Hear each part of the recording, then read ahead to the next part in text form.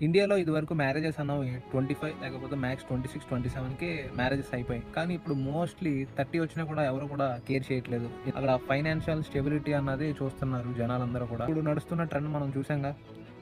నచ్చకపోతే లేపేస్తున్నారు. ఆ భయంతో కూడా కొంతమందయితే ఆగుతున్నారు.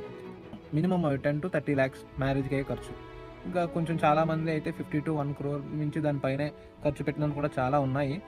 30 లాక్స్ అంటే వాళ్ళ లైఫ్ టైమ్ సేవింగ్స్ ఆ పేరెంట్స్‌యి.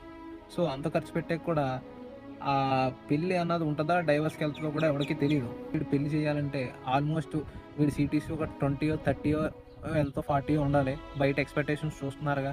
ఊర్లో ఇల్లు ఉండాలి. అదో డూప్లెక్స్ అయి ఉండాలి. లేకపోతే హైదరాబాద్‌లో ఫ్లాట్ ఉండాలి. ఓ 10 ఎకరాల పొలం ఉండాలి.